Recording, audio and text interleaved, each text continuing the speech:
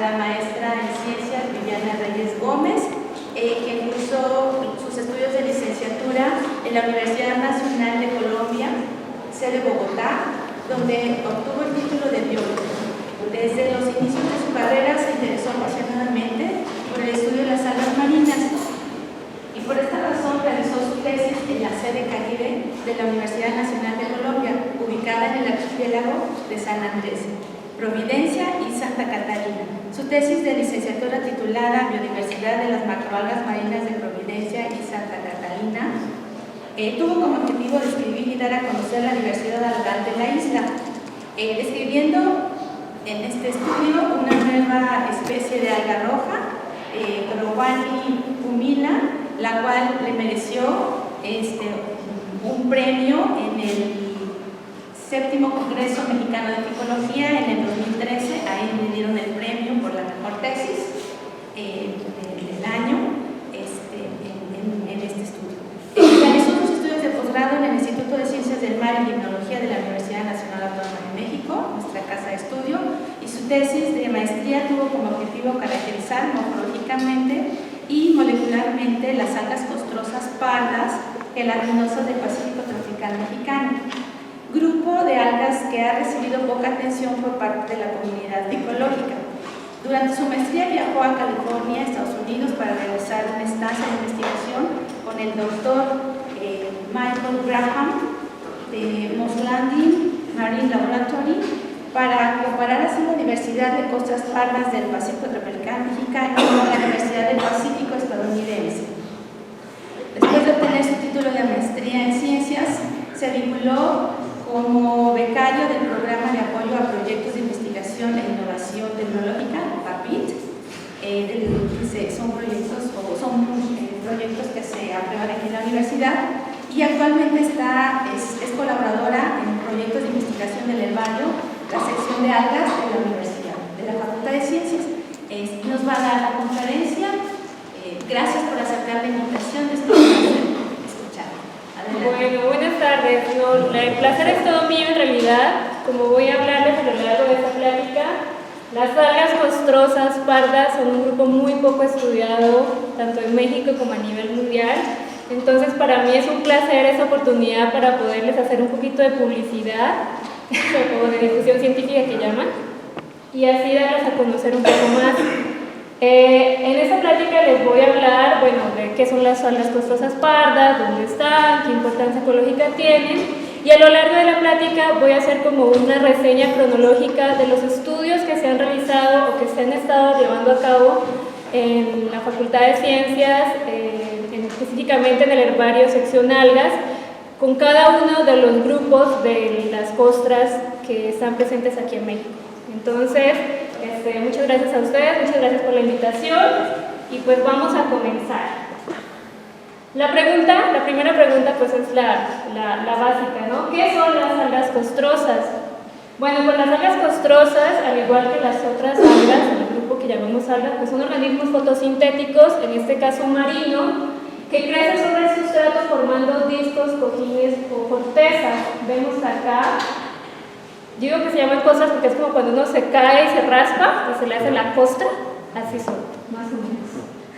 Están diferenciadas en una porción dorsal y una basal que queda adherida al sustrato. La basal está formada por filamentos primigenios, como lo vamos a ver acá.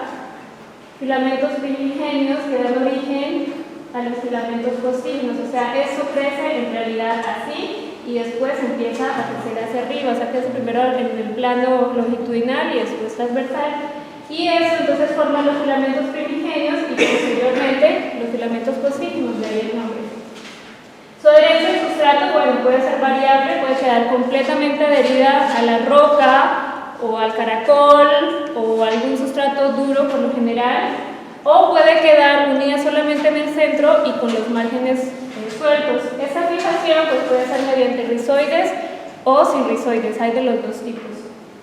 Como les mostré, esta es digamos una foto de una costra. Y ¿dónde se encuentran?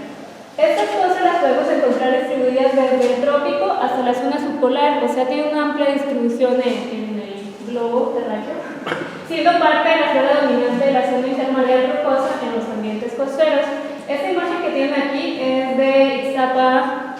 Guerrero. Y como pueden ver, pues bueno, es una playa rocosa y todas estas manchitas que ven acá son costras, son algas que tienen esta morfología, se adheriva a esta roca. Claro, aquí no solamente hay costras pardas, no solamente dentro de la geoficia, sino también hay rojas, que son esas que están muertas, ya están blancas, también habrán verdes y habrán ciano. Esta fotografía es una imagen de Bazacote, Veracruz. Como pueden ver, pues es igual, ¿no? Una playa rocosa con una intensidad de oleaje pues, intermedio, y no muy leve, tampoco es así terrible. Y bueno, esto es al otro lado, ¿no? Una cosa es en el Pacífico, pero en Veracruz o en el Golfo de México igual están presentes. Ahora, ¿cómo reconocerlas? Pues bueno, esa es una de las problemáticas de las costras, y es que son bastante conspicuas, ¿no? Digo, inconspicuas, no se ven. O sea, tú vas al campo y ves todas las cosas que crecen en rocas o en plataformas y todas son de colores rojas, verde, café, talos foliosos, tapetes, etc. Pero las costras, en realidad, si yo les muestro esta imagen, pues, o sea, uno ve algo ahí, ¿no? Como verdoso, pero no se ven, pasan realmente desapercibidas. Ya si hacemos un zoom, ¿no? Una toma más cercana, pues ya aquí sí decimos, claro, esto que está acá, ¿no? Si se fijan es lo mismo, tiene ya una morfología como de circulito, como de cojín. A eso se le llama ralcioide, hay un género que se llama ralcia, y todo lo que crece así como en forma circular se le dice ralcioide o como morfología ralcioide. Pero además de eso hay otras cosas acá, hay otra cosa acá, aquí al parecer también hay otra. Entonces aquí podemos encontrar una diversidad en un área de 50 por 50, ¿no? Pero pues si no se fija uno, si no va a ir de cerquita, probablemente ni las va a ver. Lo mismo ocurre en este pedazo. Esta foto es de acá. Aquí ya no hay una morfología discoide o rancioide, es más bien como una morfología difusa, ¿no? Se parece como un chicle que lo pegaron ahí y se extendió por el calor, o como un cerebro, no sé, ¿no? Pero es como difuso. Pues bueno, esto es el detalle de esto, pero si uno camina, pues dice, la piedra se puso rojita, ¿no? De pronto tiene hierro o cualquier otro de esos minerales que ponen esa coloración, pero si no se fija, pues no las vas a ver. Y bueno, de igual forma ocurre en esta imagen, donde vemos, pues, aquí probablemente no solamente hay una costra parda, sino también un ciano o una verde, ¿no? Las coloraciones son como bastante difusas, y de igual forma acá, este es el tamaño de un cincel, o sea, más o menos de este alto, y esta pues es la costra que observamos acá. Probablemente eso haya sido una ralcia, pero está comida por algún caracol o algún cangrejo, no lo sabemos, pero eso es como se ve en una costra, ¿no? Más bien como sin gracia, ¿cierto? Y bueno, aquí les sigo mostrando unas fotos. Esta es una diversidad increíble, ¿no? Aquí se ven rojas, se ven unas pardas, así como que es una patina, y aquí se ve perfectamente el crecimiento ralcioide que les decía, o discoidal, y lo mismo en este pedacito. Esto corresponde corresponde a esto, que se ve como esponjosito, como brillante. Esas son las costras pardas. Ahora bien, ¿cuál es su importancia? ¿O qué hacen esos individuos en la naturaleza? ¿No? Bueno, son importantes productores primarios bentónicos, al igual que la mayoría, o bueno, que todas las algas, son los encargados de la parte basal de la cadena, ¿no? De toda la cadena trófica, pues esas también, porque esas sirven de alimento a caracoles, crustáceos, etc.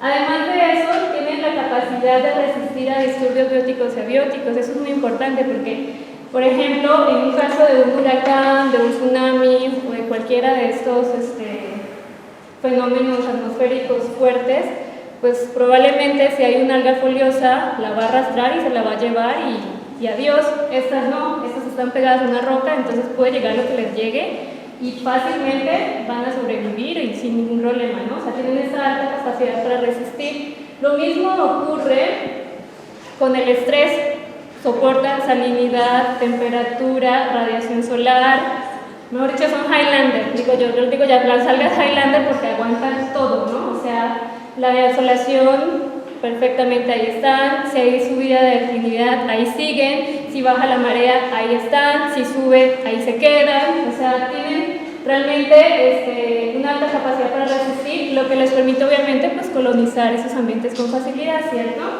Y bueno, aunque sí se las comen, si hay individuos que se las comen, pues la verdad tienen alta resistencia a la herbivoría, o sea, hay estudios de crustáceos y de moluscos donde se ha demostrado que estos prefieren otro tipo de algas a estas, ¿no? Aunque igual, dado el caso, pues sí las pueden ingerir. Pero bueno, a pesar de todo eso que les acabo de decir, de que soportan todo, de que son Highlander, de que casi no se las come nadie, etc., pues resulta que el conocimiento de la biodiversidad, taxonomía, filogenia, distribución ecológica no ha sido ampliamente estudiada. Es decir, hay muy pocos estudios de estas algas, ¿no? Si comparamos sobre todo con los demás grupos de algas en el mundo, ¿no? Bueno, pero ¿por qué no se estudian, no? Es la gran pregunta. ¿Por qué, si tienen tantas maravillosas propiedades, no se estudian? Bueno, pues una de las razones es porque tienen un difícil acceso a la localidad. O sea, llegar a donde hay una alga costrosa es realmente, yo lo llamo deporte extremo. Yo digo que colectar algas costrosas es un deporte extremo, porque en realidad donde se encuentran por lo general son o playas rocosas, como es este caso, donde si ustedes se fijan o si han caminado de pronto, caminar acá es súper peligroso, ¿no? O sea, pisas mal y ahí te caes y ahí te quedaste porque ya no hay forma de levantarte, o sea, esto es muy liso. Y ni hablar cuando es una pendiente, ¿no? O sea, cuando es una montaña o un acantilado, o cuando la roca está sumergida a unos cuantos metros de la playa y entonces baja la marea y se alcanzan a ver, pero tienes que estar pendiente de, ahí viene la ola, agárrate de la roca, dale con el cincel, agárrate otra vez, otro que la tenga, o sea, en realidad la colecta de las costras es complicado, no es fácil, ¿no? La mayoría de las otras algas, pues uno va tranquilo por la plataforma y te agachas y la agarras, una bolsita y sigues caminando. O en el mejor de los casos buceas y estás delicioso buceando y colectas y demás, ¿no? Pero la mayoría de las algas, bueno, no son todas así, ¿no? Hay otras algas que también son intermareales que crecen en estas playas rocosas que son complicadas, pero las costras, como están adheridas a una roca, no se pueden agarrar así con la manita y echarlas en una bolsa. Tienes que llevar un cincel y un mazo y tienes que llevar una bolsa que soporte el peso de la piedra porque tienes que agarrar la piedra para poder estudiar la morfología completa de la roca, ¿no? De la costra que está en la roca. Entonces, la verdad, esa dificultad, ya no solamente del acceso a la localidad, sino de la colecta en general, pues hace que realmente pocos estudios se lleven a cabo, ¿no? O sea, pocos ponen en riesgo su vida por esto. Pero bueno, este es un ejemplo, ¿no? Aquí, por ejemplo, soy yo. En California, aquí no era muy fuerte el oleaje, pero cuando pasaba la ola y te arrastraba, pues agárrate de la piedra porque, y aparte pues yo así como más bien chiquita y flaquita, entonces no, duro, ¿no? Agárrate duro porque si no se la lleva. Y aquí, pues ni modo, es Spider-Man, escala en la piedra y colecte, porque si no, no hay forma, ¿no? Y ni hablar de esto, bueno, si no te agarras, te llevas la roca, no te va a pasar nada así de muerte, pero sí un raspón, un centón, una golpeita con la roca, etc. Esa es una. Ahora, la otra, y esto lo digo con toda sinceridad, y creo yo que es la razón por la que muy pocas personas estudian estas algas, es porque no son bonitas. Estéticamente, lo puse aquí como en términos muy someros, son pocas poco agraciadas, ¿no? O sea, son feas, para no decir. Si uno ve esto, o sea, esa es una alga verde, una clorofita, son hermosas, parecen plumas saliendo en el agua, así moviéndose. Ni hablar de esta, que pues bueno, es una nospora, pero en conjunto con las demás se ven perfectas.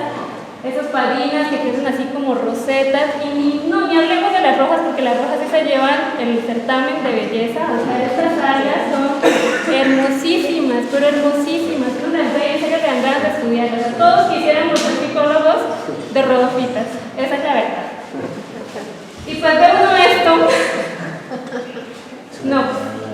Yo pongo tu cara de curiosa, o sea, yo digo, ¿qué onda? O sea, ¿qué estoy estudiando? No se supone que yo estudiara por esto. Pero bueno, pues así es la ciencia, ¿no? Para todos hay que darle cabida, hay que buscarle. Yo creo, en serio, yo tengo en mi pensamiento, no se ha hecho, ojalá algún día se haga, hacer estudios de biotecnología con esta. Yo creo que eso debe tener alguna cura, alguna enfermedad, algún metabolito que sirva para algo deben tener. Pero ¿qué pasa? Como nadie las estudia, ni siquiera sabemos el nombre de esto, pues no hemos llegado al siguiente paso de la escala de la investigación, que es hacer estudios de bioprospección, de biotecnología, etcétera, ¿no? Pero bueno, después de eso, pues hay que pasar eso y seguir, ¿no? En fin, entonces, bueno, ya después de que vimos qué es lo que pasa con estas cosas, dónde están, cómo son, etcétera, pues les voy a contar, como les dije, en un orden cronológico, las investigaciones que se han ido llevando a cabo durante los últimos 20, 25 años en el mundo de las costras. Y para eso, pues bueno, tengo que listar los participantes de estos estudios. Y bueno, ya voy a hablarles de cada uno de ellos más adelante. Primero, pues les voy a mostrar el mapa. La zona del Pacífico tropical ha sido pues una de las más estudiadas. Estas son las localidades a las que hemos podido acceder, igual en el Golfo de Veracruz y en el Golfo de México, perdón, en Veracruz. Y bueno, próximamente hay posibilidades de hacer una salida al Caribe, ¿no? También para estudiar la Caribe. Pero como les dije, esto de las costras no es nuevo, o sea, realmente el estudio de las costras en México se inició en 1993 con el estudio que se llama Algas Costrosas del Pacífico Tropical. En este estudio se estudiaron todas las costras, o sea, rojas, verdes, pardas y cianos. Y eso fue muy importante porque gracias a este estudio se pudo reunir información que estaba completamente dispersa de muchos estudios florísticos alrededor de México, y con esta información ya se hizo como una base de datos y ya se pudo saber en qué localidades, en qué condiciones ambientales y cuáles especies son las que están en las diferentes localidades de México. Entonces digamos que ese fue como el escalón, el primer escalón dentro de una investigación que hasta el día de hoy todavía continúa. Después de este primer acercamiento, pues el doctor Daniel León hizo precisamente su tesis de doctorado llamada Peofitas costrosas del Pacífico tropical mexicano, contribución a la flora tónica de las macroalgas de la región. Y en este trabajo se logró reunir información específicamente de las costras pardas, ¿no? Por eso ahí dice Peofitas, solamente costras pardas. Y a partir de este estudio, o mejor dicho, con este estudio, ya se logró saber las especies que están presentes en el Pacífico tropical. ¿Cuáles especies son? Ahora, ¿qué problemas taxonómicos tienen esas especies?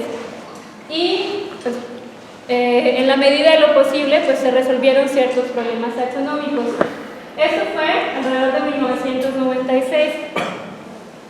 Y bueno, aquí vemos parte de las ilustraciones que podemos encontrar en la tesis del doctor Daniel, donde están descritas las morfologías de diferentes géneros y especies de algas pardas costrosas. Racia es uno de los géneros más conocidos dentro de las costras. De hecho, cuando uno habla con un ficólogo, aunque se haga llamar ficólogo y uno cree que sabe de algas, no todo el mundo sabe de todas las algas, por eso a mí me pueden contar de unas y no sé, ¿no? Pero uno habla de costras y todos se dicen racia, claro, racia, ¿no? Y muchas veces cuando se tienen en cuenta las costras en los listados florísticos casi siempre se hablan de racia, pero racia no es el único género, hay muchos géneros de costras que, pasan desapercibidos o son poco estudiados. Entonces, bueno, en esta tesis del doctor Daniel incluyó racia, Sequelicoderma, Apalospongidium, Diplura, etcétera, etcétera. Hay muchos, ¿no? Pero eso es parte de lo que se puede como ilustrar. Pero bueno, como les decía, se fue alrededor de 1996. Después de esto vino algo a lo que yo le llamo el boom de la biología molecular. La biología molecular venía de más atrás, ¿no? Pero en las algas fue hasta mediados de los 90, inicios del 2000, cuando ya se empezó a incluir la herramienta molecular en los estudios de sistemática o de taxonomía de las algas. Entonces, gracias a este boom de la biología molecular, pues ya se empezó a hablar de limitación de especies a nivel molecular, de nuevas especies, de especies crípticas, ¿no? Gracias a este boom. Esta imagen me encanta, porque bueno, eso fue un premio a una caricatura en el 2010, creo, en París, porque ese es Noé, ¿no? El del arca de Noé. Pues bueno, ya no hay necesidad de echarse los animales al arca, ya solamente con que guardemos el ADN en una de las botellitas. Eso sí, etiquetémoslas bien, porque pues acá está, ¿no? Y aquí yo puse una lista y aquí otra cosa, pero bueno. Gracias a ese boom, bueno, gracias a esta herramienta pues empezaron a surgir más trabajos de diversidad, ¿no? De nuevas especies, de limitación de especies, etcétera, con las algas. Pero bueno, vamos a retrocedernos un poco, a hacer un paréntesis. Antes de este boom, y les voy a empezar a hablar de taxonomía, así que no se me aburran. Las algas estaban metidas, las algas costrosas pardas, eran consideradas parte del orden Ectocarpales. Esto fue durante el 33 hasta el 51. Todos los investigadores y ecólogos decían costras pardas, Ectocarpales. Después, en el 72, Nakamura dice, no, yo creo que no están en el orden Ectocarpales, yo creo que es un orden aparte. Vamos a formar un orden aparte que se va a llamar raciales y que se va a delimitar porque todas las raciales, todas las costras pardas tienen un ciclo de vida isomórfico, porque tienen cloroplastos sin pirenoide y porque tienen esa forma de costra al inicio del desarrollo del alga, ¿no? Pero al señor Nakamura se le olvidó poner la diagnosis en latín. Y cuando uno publica algo y no sigue en regla el código nomenclatural de botánica, no lo hacen válido. Entonces muchos investigadores dijeron, qué pena señor Nakamura, muy bonita su investigación, muy buena su propuesta, pero se le olvidó aquí escribir en latín qué es lo que es su diagnosis y por lo tanto no lo vamos a valer. Entonces, pues bueno, así quedó. Años posteriores, Wendy Nelson, una investigadora neozelandesa, propone el orden Ectocarpales, nuevamente, como estos dos, pero agrega la familia Raceae y en ella mete a todas las costras pardas.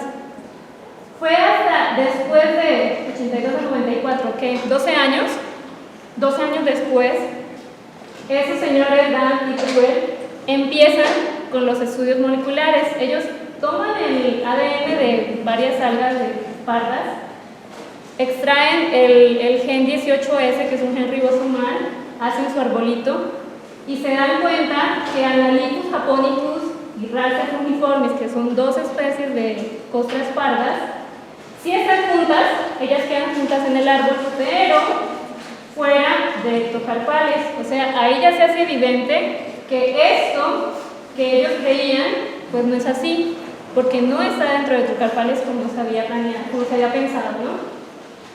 Eso pasa en el 94. Después, 13 años después, de acá, cada 10 años más o menos sale algo, o sea, es poco la verdad la investigación en esto. Por fin, entonces en el 2007, en este trabajo de Lin y colaboradores, nos arrojan este arbolito. Y la verdad es que cuando uno estudia este artículo lo tiene que leer mínimo 7 veces en toda la tesis, porque la verdad es muy interesante, tiene sus errores, como todo. Pero de este artículo que publican Lin y colaboradores, salen 3 conclusiones importantísimas. Primero, se creía hasta la fecha, o no se tenía por lo menos evidencia, que las costras fueran monofiléticas, ni polifiléticas, no se sabía. Bueno, se creía que sí eran monofiléticas, ¿no? Como grupo natural. Pero con este estudio se da cuenta, nos podemos dar cuenta, o ellos evidenciaron, que las costras pardas son un grupo polifilético, ¿no? No tiene esto nada en relación con eso, son 2 grupos separados. A este grupo grande le llamaron raciales, o sea, volvemos a la idea de Nakamura. Ellos revalidan el orden raciales que ya había sido supuesto por Nakamura, pero ahora con evidencia molecular. Dice, Nakamura tenía razón. Hay un orden que se llama raciales y en él están la familia Raceae, que son todas las racias, la familia Mesosporaceae, que ahorita les voy a hablar de esto, que es la mesospora, y además la tercera cosa de este artículo, ya les dije una, el grupo polifilético en las costras. 2, el orden racial. Y 3, una nueva familia neorraciácea. ¿Pero de dónde sale esta nueva familia? Bueno, pues es que ellos tomaron especies de lo que ellos consideraron que era Rarcia expansa. Pero como esta Rarcia expansa, si se fijan acá, está separada de estas otras rarcias, dijeron, no son lo mismo. Son una nueva familia porque el grado de separación molecular es tanta que entonces vamos a nombrar una nueva familia y le pusieron Neorarciaceae. Pero resulta, ¿qué creen ustedes? Que las expansas tienen localidad típica en Veracruz, o sea, son mexicanas, la primera donde la colectaron por primera vez en la vida fue aquí en Veracruz. Pero ellos en su artículo dicen, y lo cito textualmente, que Rarcia expansa está en un lugar remoto en Veracruz, México, y que no se puede ir allá porque eso quién sabe dónde queda, que no se pudieron colectar acá. Entonces, ellos basaron su investigación con Rarcia expansa, lo que creyeron que era Rarcia expansa, de Malasia, de Japón, Ubumi, Saruno, Hamasaki, bueno, de Japón y Malasia principalmente, y con base en eso entonces nombraron su nueva familia. Pero como les digo, la Rarcia expansa es de aquí. Por lo tanto, años después, ya vamos al 2012, del 2007 al 2012, la hoy doctora María Luisa, en ese entonces estudiante de maestría, decidió hacer su tesis estudiando, o mejor dicho, tomando a Rarcia expansa y a Rarcia hancocky y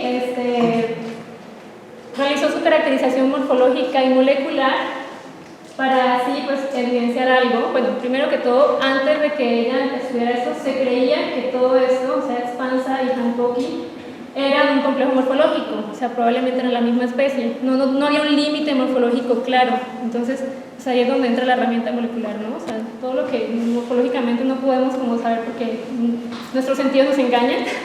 Entonces entra la herramienta molecular que ahí sí ya da pautas mucho más certeras y nos da una mejor definición. Entonces, eso se creía que era un complejo morfológico, pero sabíamos que Veracruz era la localidad tipo de expansa y el Cabo San Lucas la localidad tipo de hancocky. O sea, esas dos son la localidad tipo en México. Así que entonces ella tomó esas dos especies, realizó sus estudios morfológicos, sus estudios moleculares y llegó a esta conclusión. Bueno, este es uno de sus artículos. Primero, la Neorracia expansa de Asia es diferente a la Neorracia expansa de acá. Aquí están las expansas de Japón y Malasia y aquí están las Neorracia expansas de México. Guau, ¿no? Eso fue un gran descubrimiento, en serio. ¿Sí? Aquí vemos. Esa fue la primera conclusión de su tesis. La segunda, que es el otro artículo que se publicó, y como lo vemos acá, hancocky es diferente de expansa. Ya ahí se resolvió parte de la discusión taxonómica de cuál es cuál, de cómo es cuál, de cuál es qué tan separadas molecularmente, distanciadas moleculares, etc. Y bueno, eso se publicó en un artículo diferente, que es acá, llamado Caracterización morfológica molecular de Neorracia hancocky Paraphysia de la localidad tipo o con material topotípico en San José del Cabo, Baja California. ¿Por qué Neorracia hancocky? Bueno, como verán, ya esto había sido llamado Neorraciaceae. Bueno, me voy a devolver aquí para explicar un poquito más sobre esto es Rarcialis, ¿no? El que Nakamura había escrito y en el que Link y colaboradores ya habían hecho estudios. Aquí tenemos grupos externos, aquí tenemos la familia Rarciaceae, ¿no? Aquí tenemos la Neorarciaceae y la Mesosporaceae. Dentro de estos Neorarciaceae sí se encuentran las de Veracruz y también se encuentran las de Baja California. Entonces, al momento en que nos damos cuenta de esto, pues hay que renombrarla porque esto era Rarcia hancocky, pero como ahora está mezclado de las neorracias, pues ahora pasó a ser Neorracia hancocky, ¿no? Son cuestiones nomenclaturales un poco confusas, pero así lo manejan los taxónomos sistemáticos.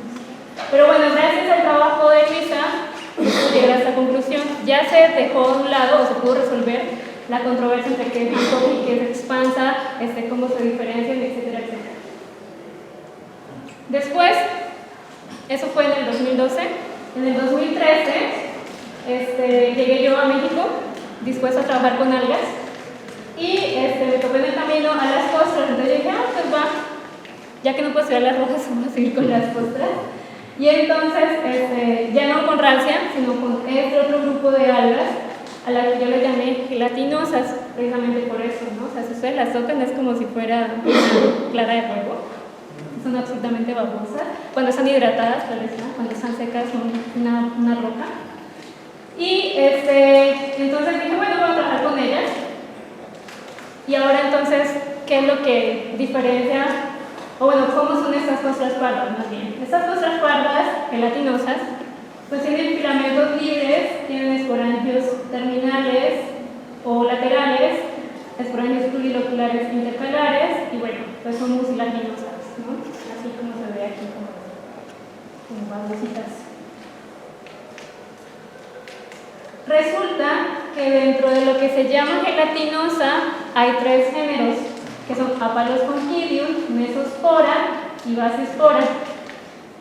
Y eso se debe a que todas presentan un modo de inserción de las estructuras reproductivas particular, ¿no? Ya sea terminal, lateral, intercalar, etcétera, etcétera. Tienen un número definido de cloroplastos, unas 3, otras varios, otras 1. No tienen pirenoides y un número de capas basales determinado. Estas son características de los tres géneros, pero son características que se sobrelapan. Entonces, ¿qué pasa? Pues que a ciencia cierta o a ojo de buen cubero uno ve una y dice, uy, no sé si esto sea Apalosconchidium, que puede ser una mesospora o quizás la basispora o quizás sea alguna de esas tres, ¿no? Entonces siempre la comunidad científica se refería a eso como una sinonimia. Algunos consideran que las especies, que el género es lo mismo mesospora que basispora, lo mismo Apalosconchidium que mesospora, y aquí entonces había una problemática a nivel sistemática, ¿no? O taxonómica, no se sabe bien hasta qué punto es la delimitación de una o la otra. Entonces pues yo dije, bueno, yo voy a hacer la caracterización, a ver cómo se llama mi tesis, caracterización morfológica y molecular de las algas costosas pardas gelatinosas del Pacífico tropical mexicano. Pero bueno, hay que hacer un recorte. Este ya se había mostrado en el trabajo de Lynn. Les decía, aquí Lynn tiene una familia Mesosporaceae. ¿Por qué? Porque en el 83 un grupo de científicos de Japón, porque les voy a contar, las costras solamente las estudian aquí en Japón, unas en Malasia quizá, pero el resto del mundo no hay estudios concretos o grupos de investigación que se dediquen a las costras, solamente aquí y en Japón. Entonces los japoneses agarraron estas gelatinosas y dijeron, estas gelatinosas van a ser de la familia Mesosporaceae, ¿no? Y efectivamente en el trabajo de Lynn ella colectó unas mesosporas, que aquí las pone como SP, o sea, sabrá Dios qué son, qué especies son, y efectivamente pues está la familia Mesosporaceae. O sea, gracias a este estudio ya sabíamos que sí existía esa familia Mesosporaceae, que no, las mesosporas no estaban por acá en Raceaceae ni en Euraceaceae o en otro lado, sino que están ahí, o sea, ahí la familia existe.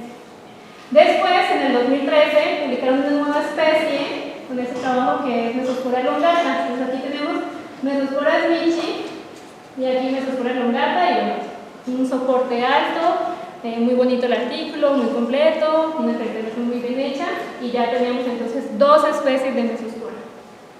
Entonces, yo dije, bueno, pues ya teniendo un poco de avance con lo que hay en Japón, pues yo voy a trabajar las del Pacífico y cuando tenga mi secuencia voy a poder comparar y decir si lo que hay aquí en México es igual a lo que hay en Japón o es diferente, qué tan diferente, qué morfología hay acá, qué morfología hay allá y así quizás en algún momento vayamos a saber si Apalosconchidium es igual o diferente a Mesospora. Sin embargo, eso en términos taxonómicos, pues no, o sea, no era mi intención resolver el problema taxonómico, no solamente comparar, hacer la caracterización morfológica y ver si sí o sí. Aquí les voy a mostrar un poquito lo que es el trabajo de campo, que ya les hablé en las anteriores diapositivas, que es lo mismo que se hizo en el trabajo de la doctora Luisa, que es lo mismo que se va a hacer en los subsecuentes trabajos, solamente como para ilustrarles lo bello que es trabajar en las costras. Entonces uno va a campo, como les dije, sin ser imazo, sin eso, ni vayan, no van a hacer nada, no sirve para nada llevar una bolsa y una mano porque no se pueden colectar, necesita más licenciar para agarrar el pedazo de roca y poderla traer. Van a necesitar obviamente tomar notas de campo, ¿no? Que si la oleaje le cae acá, que si le caía por detrás, que si la luz venía, que si estaba completamente cubierta o descubierta, etcétera. Todas las anotaciones de campo importantísimas. Después, bueno, una revisión preliminar en laboratorio, que es limpiar, quitar los bichitos, ¿no? Porque vienen caracoles, un pedazo de un poco de larva, arena, etcétera. Entonces, pues se hace como una revisión preliminar, se guardan, se preservan en sílica gel, porque si se guarda en formol se daña el ADN, no se pueden hacer estudios moleculares, entonces tiene que ser en sílica gel. Y bueno, incorporarlas al herbario, que si ustedes han tenido la clase de protistas y algas, saben que todo lo que se colecte, pues tienen que ir con un número de herbario y tienen que darse de alta, etcétera, etcétera, ¿no? Ahora bien, pues el trabajo en laboratorio también es muy bonito porque ya tenemos el pedazo de roca acá, entonces hacemos una observación macroscópica. Después ya una como a mayor aumento, a ver qué es lo que se ve. Aquí se ve como el pujincito, como pachoncito, ¿no? Como bonito. Después, bueno, si es el caso, se hace una tinción, se hacen preparaciones, pero para poderlas ver al microscopio. Se hace la observación al microscopio y finalmente pues hace una descripción. ¿Cuántas células tiene de largo el filamento? ¿Qué tan ancho mide? ¿Cómo es el color del que si los uniloculares vienen arriba, que si están abajo, que si las capas basales eran 1 o 3, etcétera, ¿no? Toda la caracterización morfológica que se hace. Y finalmente, pues bueno, después de este trabajo, esto después sigue lo molecular, que ya no se los quise poner, pero ustedes saben que empieza desde la extracción, amplificación y secuenciación. Pero en esos 3 pasos pueden suceder 1000 cosas, entre que no se extraiga, que no amplifique, que no se logre secuenciar, o que sí, ¿no? El trabajo molecular también es así como de suerte, de cuántos rezos hace uno antes de poner la PCR, pero consiste en eso, ¿no? El trabajo molecular es igual en cualquier trabajo con cualquier organismo, ¿no? Extraigo, amplifico, secuencio. Pero bueno, después de que hice todo esto, extraje, amplifiqué y secuencié, pues obtuve esos resultados. Tengo una cosa que yo le llamé morfo 1, y es ¿no? Una roca que tiene como un crecimiento difuso, más bien como no tan ancho, unos filamentos que se llaman libres, ¿no? Porque no vienen pegados sino sueltos, más bien cortos, células de los filamentos primigenios, como les mostré, así derechitos, ¿verdad? Completamente perpendiculares a los filamentos postígenos. Y una particularidad, y es que el diámetro del filamento es casi el mismo a lo largo de todo el filamento. A eso le llamé morfo 1. El morfo 2 es parecido pero diferente. Aquí sí tienen un margen, la costra, ¿sí? Que se observan, no está así completamente difusa, sino que sí tiene un margen delimitado, son mucho más largos esos filamentos, aquí crecen como en ángulo, pero también pueden crecer rectos, el diámetro del filamento aumenta a lo largo del filamento, o sea, aquí son delgaditos y aquí ya están más gordos, con una célula apical muy gorda. Tiene estructuras reproductivas, cosa que no había acá. En este morfo 1 nunca pude ver estructuras reproductivas. Aquí sí, aquí pude ver uniloculares, no. Bueno, tiene estructuras reproductivas particulares, etc. Y en cuestiones moleculares, pues bueno, ya después de hacer la PCR, etcétera, secuenciación, se corren los análisis, y entonces dije, pues sí, se parece al que habían publicado el IN, ¿no? Aquí están las mesosporas, aquí están las neorracias. ¡Oh! Aquí hay un clado que es, bueno, yo creo que se ve porque ya voy bien a Reyes, entonces así le llamo las nuestras. Aquí están las BRs y aquí están racia. ¿Y qué tan distante están las mesosporas de estas? ¿No? Pues bastante, ¿no? Se separan por una intermedia. Entonces, bueno, eso es en cuestión de RBCL. Y esto para Cox, que es prácticamente lo mismo, ¿no? Mesosporácea, palocontidiácea, raciácea. Entonces, ya teniendo este árbol, pues la primera conclusión a la que pude llegar es que esto pertenece a una familia diferente. La distancia es tan grande que esto no tiene nada que ver con mesosporácea. O sea, lo que hay en México es diferente a lo que encontraron allá en Japón y en Malasia, o sea, al otro lado del Pacífico, nada que ver con lo que hay acá. Segundo, pues bueno, hay dos morfos, ¿no? Este es el morfo 1, este es el morfo 2, que tienen diferencias morfológicas notorias, ¿no? Ya les dije que una es más larga, que es más delgada, que las estructuras reproductivas, ¿no? Entonces, esto tenía que saber, bueno, o sea, yo creo que esto es Apalospongidium, pero ¿cuál especie de Apalospongidium, no? Por eso puse aquí Pamela Apalospongidiaceae, pero ¿cuál, no? Entonces, ya después de un análisis exhaustivo y de tener estructuras reproductivas y todo lo demás, pues ya llegué a esta conclusión, que de hecho aquí les estoy mostrando el árbol del artículo que se envió recientemente, esperamos que se apruebe, donde ya se hace la propuesta de que esa morfología del morfo 2, perdón, del morfo 2 es Apalospongidium gelatinosum. Apalospongidium gelatinosum tiene localidad tipo en California, en un puerto que se llama Pacific Grove, queda como entre Los Ángeles y San Francisco, que fue donde hice la estancia. Allá no la encontré, estuve un mes y medio, no la encontré, recorrí todas las playas, no la encontré, pero dije, bueno, pues no importa, ¿no? Me voy para México y allá vamos a ver qué pasa. Después tuve otras salidas de campo acá y encontré estructuras reproductivas iguales a las que se describen de Apalospongidium gelatinosum. Ciertas variaciones morfológicas como el ángulo de los filamentos y eso, pero Apalospongidium gelatinosum. Entonces, de ahí surge la propuesta de que esto sea Apalospongidium gelatinosum y que, por lo tanto, haya necesidad de proponer una nueva familia, que es Apalospongidiaceae. Les digo, eso está apenas en la revista, esperemos que se apruebe y pronto ya tengamos eso en AlgaBase o en todas estas revistas de bases de datos de algas. Pero esa es la propuesta, ¿no? Una nueva familia con esa especie que ya está descrita y se encuentra en México. Ahora bien, eso hasta ahí, ¿no? Ustedes me dicen, bueno, ¿y qué pasa con este morfo? A ver, con este morfo 1, ¿no? Este que nos mostraba aquí al principio. Bueno, pues si el otro es Apalospongidium gelatinosum, pues eso es una Apalospongidium sp, no se puede hacer más porque no tengo estructuras reproductivas. Ustedes saben que en las algas, si no tienes estructuras reproductivas, difícilmente podrás llegar a nivel de especie o, en su caso, descubrir una nueva especie porque pues, las estructuras reproductivas son las que marcan las diferencias por lo general a nivel de especie, entonces obligatoriamente tienen que tener una estructura reproductiva. Y como no tienen, pues no más. Más adelante vamos a ver qué pasa. Después de esta investigación, ya todo muy bonito con Apalospongidium, se incorpora la ahora maestra en ciencias Natalie, se graduó el año pasado, se tituló, perdón.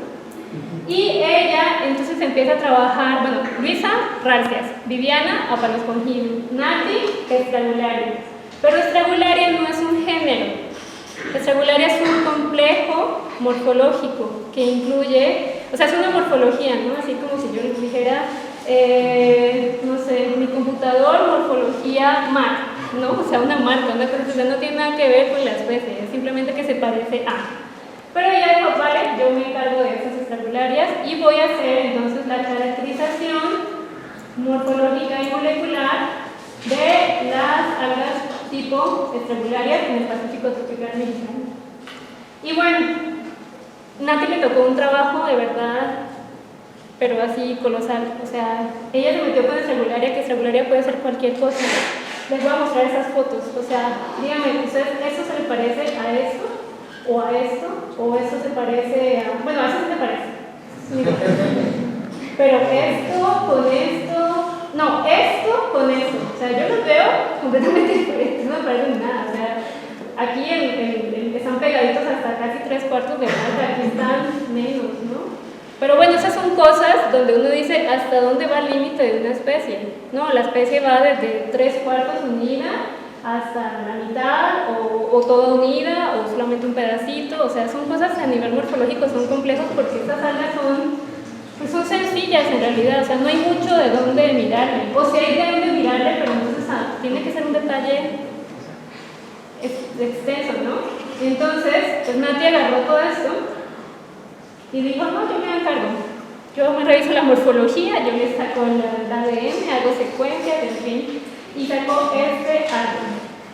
tranquilo, no se alcanza a leer, yo también casi no pude leer, ¿no? Porque son muchísimas, son como 130 secuencias aquí para poder este análisis. Pero bueno, la conclusión que llegó Tanti es algo muy interesante, y es que a lo que le llamamos estragularia, en realidad está reunido en 3 grupos. Grupo 1, grupo 2 y grupo 3. El grupo 1 corrobora lo que ya se había dicho en el artículo del INPI, que las algas costrosas son polifiléticas, ¿no? Porque pues eso está aquí solitario, estos son raciales y estos están por aquí al lado de los ichigiales, insertidesae, se llaman aquí como insertados no sé en dónde. Eso fue lo primero que Nati corroboró lo que ya se sabía respecto a la polifilia de las costras, ¿no? 2, encontró un grupo, que es el grupo 2, que está pegadita a la Polospongidium gelatinosum y que además se pega a la Polospongidium sp. O sea, estas especies de acá es la misma especie que yo estaba revisando, pero yo nunca las revisé porque tenía morfología diferente, ¿no? O sea, es que esto no se parece casi a las que yo les mostré, o sea, esta tiene muchas células pegadas, entonces cuando yo veía eso, yo decía, eso no es mío, eso no es estrangulares, eso no es una serotonina, es otra cosa. Y las fui resegando hasta que Nati dijo, pues yo estudio esas, y pues sí, se dio cuenta que efectivamente estas son la misma del morfo 1, pero estas sí tienen estructuras reproductivas. Oh, sorpresa, ahí hay una nueva especie. No se ha hecho el estudio porque nos faltan unas secuencias, pero saldrá el artículo, se los prometo. Y eso fue un gran hallazgo para Nati, ver que las morfologías que era lo que yo consideré gelatinosa, comparte o se sobrelapa con las morfologías de una estrangularia, pero igual tiene sus diferencias, así se puede delimitar.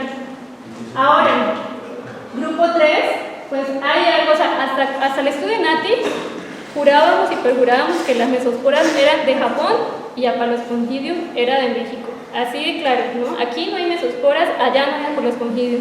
Pero Nati encontró que hay un grupo de mesosporas en México.